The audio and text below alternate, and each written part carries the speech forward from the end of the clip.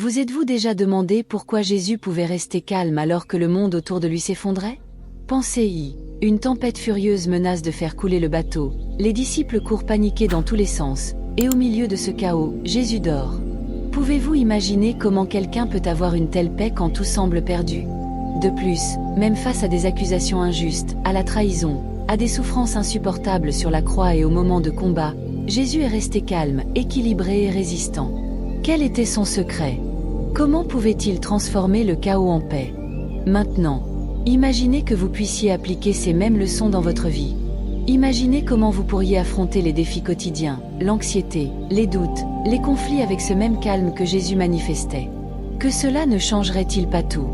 Les leçons que Jésus nous a laissées sur la force du calme peuvent chacune transformer la façon dont vous gérez le stress, les difficultés et les tempêtes sur votre chemin. Mais attention, la dernière leçon est la plus importante de toutes, celle qui lie tout ensemble, et vous ne pouvez pas la manquer. Alors restez avec moi jusqu'à la fin, car c'est peut-être là que se trouve la réponse que vous cherchez. Première leçon, le calme au milieu de la tempête. Jésus dormant dans le bateau, imaginez cette scène. Le vent souffle avec une force incroyable, les vagues submergent le bateau, et les disciples paniquent, croyant qu'ils ne survivront pas. Alors que tout semble hors de contrôle, Jésus dort. Oui, dort. Pour beaucoup d'entre nous, il serait impossible de se reposer au milieu du chaos. Mais il y avait la confiance que Dieu contrôlait tout. Les disciples, saisis par le désespoir, réveillent Jésus en hâte. « Maître, ne te soucies-tu pas que nous périssons ?» Marc chapitre 4 verset 38. Jésus se lève, regarde la tempête et, d'un seul mot, dit « Silence, tais-toi ». Il transforme la mer déchaînée en un calme absolu. Mais voilà l'essentiel. La leçon réside dans la capacité de Jésus en lui-même. Souvent, nous sommes dans le même bateau que les disciples, les tempêtes de la vie, les problèmes financiers, les crises familiales, la maladie frappe avec une force incroyable, et notre première réaction est la panique. Nous perdons le contrôle et cédons à l'anxiété. Mais Jésus nous montre que la vraie paix ne dépend pas des circonstances, mais de l'état de notre cœur. Sa question aux disciples était directe. « Pourquoi êtes-vous si craintifs ?» Il nous met au défi de voir la peur et l'angoisse autrement. Le calme est un acte de foi. Quand nous choisissons de faire confiance à Dieu, nous proclamons notre assurance en sa souveraineté, même si la mer de la vie semble indomptable. Aujourd'hui, je veux te demander, qu'est-ce qui vole ton calme? Qu'est-ce qui t'empêche de dormir la nuit, te faisant croire que le bateau va couler? Jésus nous appelle à trouver la paix en lui, tout comme il dormait dans le bateau. Il nous enseigne à nous reposer en Dieu, car au moment venu, il calmera toute tempête. Quelle que soit ta lutte, souviens-toi que Dieu ne perd jamais le contrôle. La tempête peut être grande, mais Dieu, qui est avec toi, est plus grand encore. Choisir le calme, c'est choisir la confiance.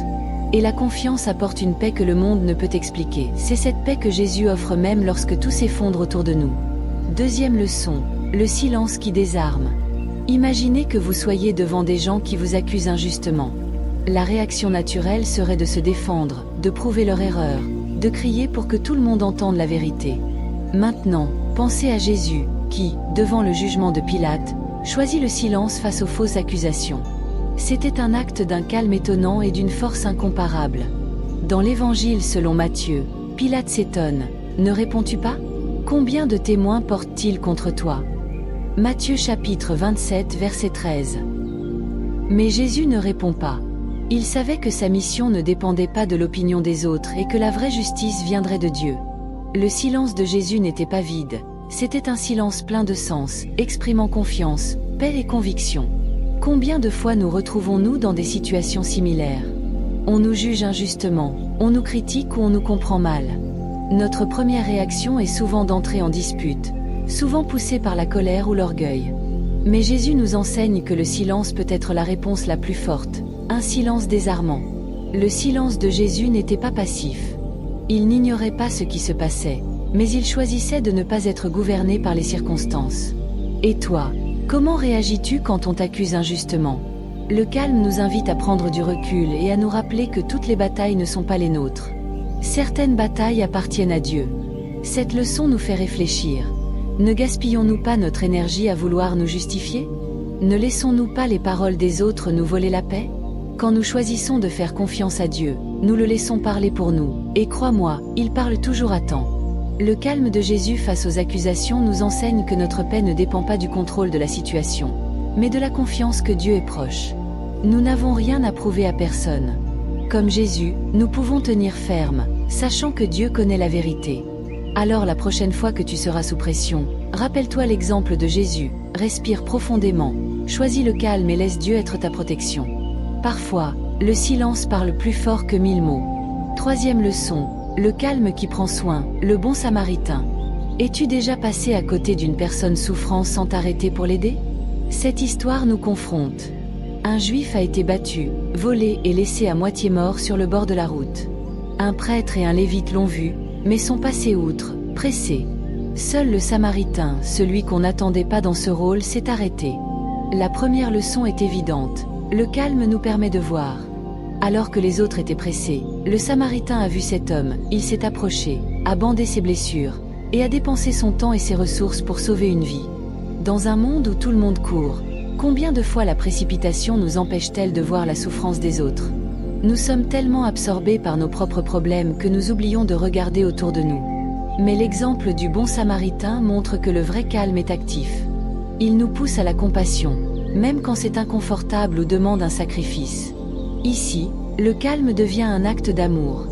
Le samaritain aurait pu ignorer la situation, mais il a choisi de s'arrêter. Il a décidé de faire la différence. Cela nous enseigne que lorsque nous aidons, nous reflétons le cœur de Jésus et montrons au monde ce que signifie aimer son prochain comme soi-même. Maintenant, je te demande, combien d'opportunités d'aider les autres as-tu manqué? Peut-être que Dieu envoie quelqu'un sur ton chemin aujourd'hui. Choisis le calme, arrête-toi, vois, aide comme le bon samaritain. Le calme qui prend soin transforme non seulement l'autre, mais aussi nous-mêmes. En tendant la main, nous expérimentons cette vraie paix qui vient quand on vit comme Jésus. Quatrième leçon, la force de la solitude. Jésus priant dans le désert, as-tu déjà ressenti le besoin de t'éloigner de tout et de tous pour retrouver clarté et force? Dans un monde bruyant où nous sommes constamment bombardés d'informations et de demandes, la solitude semble inconfortable. Mais Jésus nous montre que le silence peut être transformateur. Juste après son baptême et avant de commencer son ministère, Jésus a été conduit par l'Esprit Saint dans le désert où il a jeûné 40 jours. Matthieu chapitre 4 versets 1 à 11. Là, il a affronté la faim, la fatigue et les tentations les plus rusées du diable.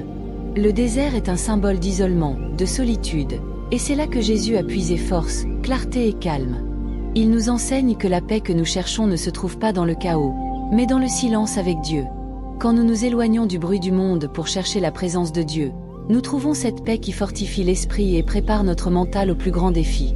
Le désir de satisfaction immédiate, la soif de pouvoir et de reconnaissance dans le monde, face à toutes ces tentations, Jésus a résisté avec calme et assurance, utilisant la parole de Dieu comme arme. L'homme ne vivra pas de pain seulement, mais de toute parole qui sort de la bouche de Dieu. Matthieu chapitre 4 verset 4. La leçon ici est simple mais profonde. La solitude avec Dieu nous fortifie. Quand nous nous retirons pour prier, jeûner et écouter la voix du Père, nous nous remplissons d'une paix intérieure que aucune tentation ne peut ébranler. Cherches-tu ces moments de silence? Laisses-tu Dieu te parler? La vérité est que le désert n'est pas toujours un lieu physique. Parfois, c'est un temps d'épreuve, de crise et d'incertitude. Mais, comme Jésus, nous pouvons traverser cette période avec assurance, sachant que Dieu est avec nous. Le désert n'est pas un lieu de défaite, mais de transformation. C'est là que se cultive la vraie paix. Alors, arrête-toi un instant. Éteins toutes les distractions. Va dans ton désert spirituel et laisse Dieu renouveler tes forces. C'est ce qu'a fait Jésus, et c'est là, dans le silence, qu'il a remporté la victoire sur les plus grandes tentations. Toi aussi, tu peux. Cinquième leçon, le pardon qui libère. Le calme de Jésus sur la croix. Imagine-toi cloué sur le bois, souffrant d'une douleur physique et morale insupportable, tandis que les gens autour de toi crient des insultes, se moquent de ta douleur et célèbrent ta défaite. Comment réagirais-tu? La plupart d'entre nous répondraient par la colère, la haine ou le désespoir. Mais Jésus a fait quelque chose d'incroyable. Il a pardonné. Au plus fort de sa souffrance, il a regardé ses accusateurs et a dit « Père, pardonne-leur, car ils ne savent pas ce qu'ils font. » Luc chapitre 23 verset 34. Ces mots restent l'une des expressions les plus profondes de calme, d'amour et de compassion que le monde n'ait jamais vues. Jésus nous enseigne que le pardon n'est pas une faiblesse, mais un acte de force incomparable. Quand nous sommes blessés, notre réaction naturelle est de nous accrocher à la rancune et à l'amertume. Nous pensons que garder la blessure est une façon de nous protéger, mais c'est exactement le contraire qui se produit. Le fait de ne pas pardonner nous tient prisonniers. Jésus a choisi de se libérer lui-même et ceux qui lui avaient fait du mal. C'est là la grande leçon, le pardon apporte la paix. Quand nous choisissons de pardonner, nous laissons tomber un fardeau qui nous empêche de vivre en paix. Cela ne signifie pas oublier ce qui est arrivé, ou faire semblant que la douleur n'a pas existé. Cela signifie remettre la situation entre les mains de Dieu, en lui faisant confiance, car il est juste et agira en temps voulu. Tu as peut-être remarqué à quel point la rancune détruit de l'intérieur notre sommeil, notre humeur, et même notre santé. Jésus montre que le pardon nous libère de ce cycle de douleur. Il nous appelle à échanger le poids de la rancune contre la légèreté de la paix. Et surtout, il ne nous demande pas de le faire seul. Il est avec nous à chaque étape de ce processus. Réfléchis maintenant. Qui dois-tu pardonner? Peut-être quelqu'un qui t'a profondément blessé. Ou peut-être toi-même. Choisir le pardon, c'est faire un pas de foi. C'est dire, Dieu, je remets cette douleur entre tes mains, et je te fais confiance pour prendre soin de tout. S'il a pu pardonner autant de souffrances, alors nous le pouvons aussi. Et quand nous le faisons, nous expérimentons une paix indescriptible, cette paix que le monde ne peut pas donner. Le calme de Jésus sur la croix nous enseigne que le pardon est le chemin vers la vraie liberté. 6e leçon, la paix intérieure, ne vous inquiétez pas du lendemain.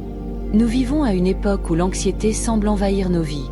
Les soucis du futur, factures, santé, travail, famille remplissent nos pensées. Au milieu de ce bruit, Jésus nous laisse un message simple mais puissant. Ne vous inquiétez donc pas du lendemain, car le lendemain aura soin de lui-même. Matthieu chapitre 6 verset 34. Cette phrase est plus qu'un conseil, c'est une invitation à la liberté. Jésus nous met au défi de vivre le présent avec calme, sans nous inquiéter de ce qui pourrait ou ne pourrait pas arriver demain. Souvent, nous portons le poids de problèmes qui n'existent pas encore, anticipant des scénarios négatifs qui ne se réaliseront jamais. Quand Jésus dit « Ne vous inquiétez pas », il ne nous appelle pas à l'irresponsabilité ou à la négligence. Au contraire, il nous apprend à faire confiance que Dieu, qui prend soin des lys des champs et des oiseaux du ciel, prendra aussi soin de tous les détails de notre vie. Pense à quel point Dieu prendra soin de nous, ses enfants. L'inquiétude vole notre paix. Elle nous distrait du moment présent et nous empêche de profiter des bénédictions d'aujourd'hui. Combien de fois as-tu manqué la joie du jour présent à cause de soucis pour demain? Jésus nous appelle à reposer dans la certitude que Dieu est déjà dans notre futur. Une image, une personne porte le fardeau du passé, une autre celui de l'avenir. Ce poids est si lourd qu'il l'empêche d'avancer. Maintenant, imagine que Jésus se tient devant toi et te demande de lâcher ses sacs et de lui faire confiance. Il veut que tu vives calmement, facilement et concentré sur aujourd'hui. Respire profondément et réfléchis. Qu'est-ce qui te prive de paix aujourd'hui? Quelles sont tes préoccupations? Jésus est là, près de toi, et il te dit « Je prends soin de toi ». Vis le jour présent, remercie pour les petites victoires, et fais confiance que demain est entre les mains du Père. La vraie paix vient quand on comprend que Dieu est fidèle à ses promesses. Il ne nous abandonne pas. Quand nous lui remettons nos inquiétudes, nous recevons une paix qui dépasse toute compréhension. C'est cette paix que seul Jésus peut nous donner. 7e leçon, Jésus choisissant ses disciples. Combien de fois as-tu ressenti de l'anxiété en prenant des décisions importantes? La pression de choisir le bon chemin peut nous paralyser. Dans ces moments-là, la précipitation devient notre ennemi. Mais Jésus nous enseigne un principe important. Le calme est nécessaire pour les grandes décisions. Avant de choisir ses 12 disciples, Jésus n'a pas agi impulsivement. Il savait que cette décision serait décisive pour son ministère futur. Que fit-il? Il se retira pour prier. Dans l'évangile de Luc, chapitre 6, il est écrit « En ces jours-là, il monta sur la montagne pour prier, et il passa toute la nuit en prière à Dieu. » Cet acte de Jésus nous enseigne 2 choses importantes. Premièrement, une décision significative demande du temps. Deuxièmement, il faut chercher la direction de Dieu avant d'agir. Quand nous nous retirons pour prier, ou même sous la pression des circonstances, souvent le résultat est le regret. Mais Jésus nous montre une autre voie. Il nous enseigne que la sagesse vient par la pause, la prière et la confiance en Dieu. Lors du choix des disciples, Jésus ne regardait pas les qualités extérieures ou ce que le monde valorisait. Il voyait le cœur des hommes. Pierre était impulsif, mais Jésus voyait au-delà de leurs défauts. Cela nous apprend à prendre des décisions calmement, avec réflexion spirituelle, en faisant confiance au plan plus grand de Dieu. Et toi, cherches-tu la direction de Dieu avant les décisions importantes, que ce soit pour un changement de travail, une relation ou une nouvelle opportunité? Choisis d'agir calmement et retiré. Cela nous enseigne à faire confiance, même quand nous n'avons pas toutes les réponses, que Dieu contrôle la situation. Le calme vient de la certitude qu'il est avec nous à chaque choix. 8e leçon. La réponse sage, la femme prise en adultère et la force du silence. Imagine que tu sois placé dans une situation où tout le monde attend une réaction émotionnelle de ta part. C'est exactement ce qui est arrivé à Jésus, quand les pharisiens amenèrent une femme prise en adultère, demandant si elle devait être lapidée selon la loi. Mais au lieu de tomber dans leur jeu, Jésus fit quelque chose d'étonnant. Il garda le silence. Dans l'évangile de Jean, chapitre 8, on lit que Jésus se pencha et se mit à écrire sur le sol, ignorant le bruit et la pression autour de lui. Ce silence déconcerta ses accusateurs. Quand finalement il parla, ses paroles furent simples mais puissantes. Que celui d'entre vous qui est sans péché jette le premier la pierre. Cet épisode nous enseigne que le calme et le silence ont une force incroyable. Au lieu de réagir sous le coup de l'émotion, Jésus choisit la sagesse. Il nous montre que parfois, il n'est pas nécessaire de répondre immédiatement. Parfois, une pause est la réponse la plus efficace. Combien de fois nous retrouvons-nous dans des disputes, des conflits ou des provocations où notre première réaction est impulsive? Nous répondons avec colère, sans penser aux conséquences. Mais Jésus agit avec sagesse. De plus, le calme de Jésus lui permit de voir au-delà des circonstances. Alors que les pharisiens ne voyaient que le péché de la femme, Jésus voyait une âme dans le besoin. Face à la provocation ou à une situation difficile, souviens-toi de l'exemple de Jésus. Choisis. Calme. Respire profondément, réfléchis avant de répondre, et surtout, agis avec sagesse. Le silence n'est pas une faiblesse, au contraire, c'est une manifestation de force et de maîtrise de soi. Jésus nous montre qu'avec le calme, nous pouvons transformer le chaos en une opportunité de manifester grâce et réconciliation. 9e leçon. Le calme que Jésus enseigne aux enfants. Dans une société qui valorise uniquement les grandes réussites, Jésus a fait quelque chose d'extraordinaire. Il a porté attention aux enfants.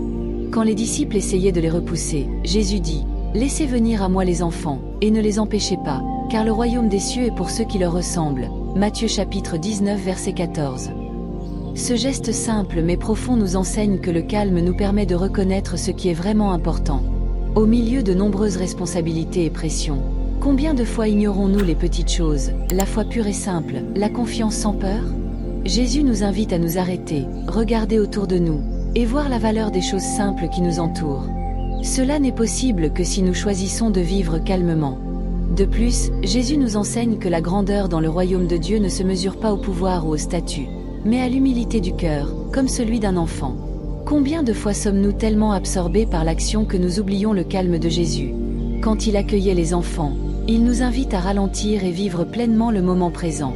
Apprécie les câlins, les sourires, les conversations simples, ce sont ces moments qui ont vraiment de la valeur. Alors, arrête-toi un instant et demande-toi, apprécies-tu les petites choses dans ta vie? Cultives-tu un cœur pur et confiant comme un enfant? Jésus nous appelle à redécouvrir la beauté de la simplicité et à vivre avec le calme qui est la vraie paix. Le calme nous enseigne à regarder avec amour les personnes qui nous entourent et à trouver Dieu dans les moments les plus simples. 10e leçon. La patience divine, Jésus et ses disciples imparfaits. Imagine que tu diriges un groupe de personnes qui souvent ne comprennent pas tes paroles, font des erreurs, et doutent même de toi. C'était la réalité de Jésus avec ses disciples. Ce sont des gens ordinaires, pleins de défauts, de doutes et de limites. Pourtant, Jésus manifestait une patience inébranlable. Dans une conversation avec Philippe, après plusieurs années passées avec Jésus, Philippe ne comprenait toujours pas qui il était. Il dit « Seigneur, montre-nous le Père, et cela nous suffit. » Jean chapitre 14 verset, émoticône n'en croyant pas ses yeux. La réponse de Jésus était pleine de calme et de patience. « Cela fait si longtemps que je suis avec vous, et tu ne me connais pas encore, Philippe ?» Jean chapitre 14 verset 9. Jésus aurait pu être déçu ou abandonné, mais il a choisi d'enseigner avec amour. Combien de fois perdons-nous patience avec ceux qui nous entourent, au travail, en famille ou même avec nous-mêmes? Nous voulons des résultats rapides et des changements instantanés. Mais Jésus nous enseigne que la transformation est un processus, et la patience est le fruit de l'amour. Il savait que les disciples ne deviendraient pas parfaits du jour au lendemain. Pierre l'a renié, Thomas doutait de la résurrection, et Judas l'a trahi. Malgré cela, Jésus est resté calme, les guidant avec sagesse et miséricorde. La leçon est claire. Le calme vient quand on comprend que la croissance prend du temps. Et toi, fais-tu preuve de patience envers les autres? Souviens-toi que, tout comme Jésus était patient avec ses disciples, il est patient avec toi. Chacun de nous est en chemin de transformation. Ne baisse pas les bras, ni envers les autres, ni envers toi-même. Quand nous choisissons le calme et la patience, nous reflétons l'amour du Christ. Cela ne signifie pas ignorer les erreurs, mais les corriger avec sagesse et douceur. La patience apporte la paix et transforme les relations. Suis donc l'exemple de Jésus. Cultive la patience dans ta vie, sachant que Dieu œuvre en chacun de nous, même quand les résultats ne sont pas immédiatement visibles. 11e leçon, les artisans de paix. La vraie paix naît du calme. Dans un monde rempli de conflits, être un artisan de paix est l'une des plus grandes manifestations de force. Jésus nous enseigne cela dans le Sermon sur la montagne. Heureux les artisans de paix, car ils seront appelés fils de Dieu. Matthieu chapitre 5 verset 9. Être un artisan de paix ne signifie pas éviter les conflits à tout prix, mais apporter le calme et la réconciliation là où règne la discorde. Cela signifie avoir la sagesse d'écouter avant de parler, et agir avec amour. C'est exactement ce que faisait Jésus, transformant les situations tendues en moments de guérison. Quand les disciples débattaient pour savoir qui serait le plus grand dans le royaume de Dieu, Luc 9, Jésus apaisa cette conversation avec calme. Il expliqua que la vraie grandeur réside dans le service aux autres. Jésus nous montre que la paix n'est pas simplement l'absence de conflit, mais la présence d'actions qui favorisent l'unité et l'amour. Ainsi, le calme nous met au défi de choisir une autre voie. Être artisan de paix demande humilité, maîtrise émotionnelle, et volonté de construire des ponts plutôt que des murs. As-tu déjà réfléchi à l'impact de ton comportement dans une situation tendue? Quand nous choisissons d'être artisans de paix, nous reflétons le cœur de Dieu. Nous devenons des instruments de la paix que Jésus a apportée au monde. C'est cela, la paix véritable, et ses disciples sont appelés à porter cette paix partout où ils vont, chez eux, au travail, ou sur les réseaux sociaux. Chaque choix peut devenir une occasion de réconciliation. Alors, choisis d'être artisan de paix. Que le calme de Jésus guide tes paroles et tes actions, car heureux les artisans de paix, car ils reflètent le vrai caractère de Dieu. 12e leçon, la promesse de soulagement. Venez à moi, vous tous qui peinez et êtes chargés, et je vous donnerai du repos. Matthieu chapitre 11 verset 28. Ces paroles sont comme un baume pour l'âme. Jésus voit notre fatigue, qu'elle soit physique ou émotionnelle, et nous invite à trouver du repos en lui. Ce n'est pas un repos superficiel, mais un calme profond qui apporte un véritable soulagement. Le monde nous pousse à courir, à accomplir toujours plus, à être plus productifs. Mais Jésus enseigne que le calme vient quand nous remettons nos fardeaux à Dieu. Il ne promet pas une vie sans difficulté, mais garantit que nous ne serons jamais seuls face à elle. Quand Jésus parle de son joug, il invite à le porter avec lui. Autrefois, le joug servait à atteler 2 bœufs pour labourer ensemble. Cela signifie que Jésus porte le fardeau avec nous, qu'il marche à nos côtés à chaque étape. Combien de fois avons-nous essayé de tout gérer par nos propres forces, pour finir épuisés? Apprends à t'appuyer sur lui. Quand nous lui remettons nos problèmes et nos soucis, nous trouvons le repos pour notre âme. Réfléchis maintenant. Quel fardeau dois-tu remettre à Dieu? Souviens-toi qu'il est prêt à alléger ton cœur et à renouveler tes forces. Accepte l'invitation de Jésus, repose-toi en lui. Laisse le calme de sa présence apporter la paix dans ton cœur. Avec lui, le fardeau devient léger, et le chemin plus paisible. 13e leçon, la résilience dans le désert, Jésus et la tentation. Quand l'Esprit Saint mena Jésus dans le désert, il traversa l'un des moments les plus difficiles de sa vie terrestre. Pendant 40 jours et 40 nuits, il jeûna, pria et demeura en solitude. Cette période symbolise non seulement la faim et la solitude, mais aussi les moments où nous nous sentons faibles, vulnérables et sujets aux tentations. Voyant la faiblesse physique de Jésus, le diable tenta de le séduire en lui promettant une satisfaction immédiate. « Si tu es fils de Dieu, ordonne que ces pierres deviennent des pains. » Matthieu chapitre 4 verset 3. Mais, avec un calme et une fermeté étonnante, Jésus répondit « Il est écrit, l'homme ne vivra pas de pain seulement, mais de toute parole qui sort de la bouche de Dieu. » Matthieu chapitre 4 verset 4. Cette réponse montre que la vraie force vient de la confiance en Dieu, et non des solutions temporaires. Combien de fois dans les déserts de la vie nous cherchons des raccourcis et des résultats rapides? L'anxiété nous pousse à agir impulsivement, mais Jésus nous enseigne à garder calme et patience, même quand tout semble perdu. Sa force ne venait pas de la situation extérieure, mais d'une profonde communion avec Dieu. Une autre tentation concernait le pouvoir et la reconnaissance. Le diable proposa à Jésus tous les royaumes du monde en échange de l'adoration. Il tint bon de nouveau, répondant: « Tu adoreras le Seigneur, ton Dieu, et tu ne serviras que lui. » Chapitre 4 verset 10. Cela vient de la connaissance de sa véritable identité. Nous n'avons rien à prouver à personne quand nous savons que nous appartenons à Dieu. Cette histoire nous rappelle que les déserts de la vie ont leur but. C'est justement dans les périodes de solitude, d'épreuve et de silence que nous trouvons la force spirituelle. Le désert n'est pas la fin, mais un temps de préparation. C'est là que Jésus a remporté la victoire sur l'ennemi et a été prêt à accomplir sa mission.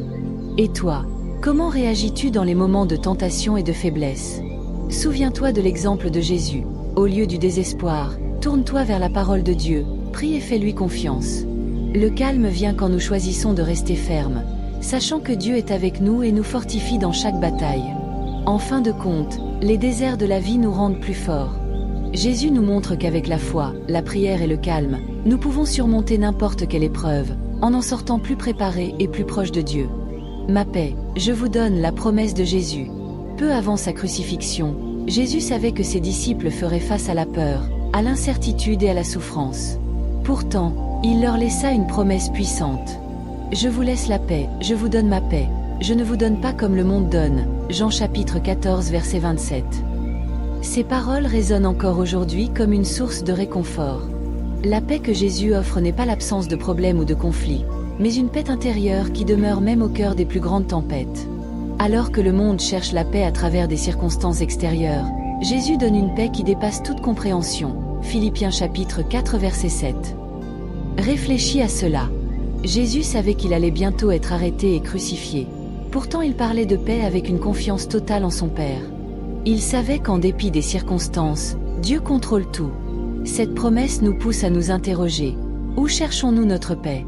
Souvent, nous cherchons du réconfort dans les biens matériels, les relations ou la reconnaissance, mais tout cela est temporaire. La paix de Jésus, elle, est éternelle. Elle ne dépend pas de ce qui se passe autour de nous, mais repose sur la certitude que Dieu est avec nous. Il faut garder ces paroles de Jésus en mémoire. Il nous invite à échanger le chaos de ce monde contre sa paix incomparable. Quand nous lui remettons nos soucis, nous trouvons un repos inexplicable et inébranlable. Réfléchis à ce qui te prive aujourd'hui de paix. À quel souci pèse sur ton cœur? Jésus te dit, « Ma paix, je te la donne. » Accepte cette promesse et fais-lui confiance, sachant que même dans la tempête, tu peux trouver la paix qu'il donne. Choisis de vivre dans cette paix chaque jour. C'est un don que Jésus nous laisse, et qui change notre regard sur les difficultés de la vie. Quand le monde autour de toi crie le chaos, sois un reflet du calme du Christ. 15e leçon.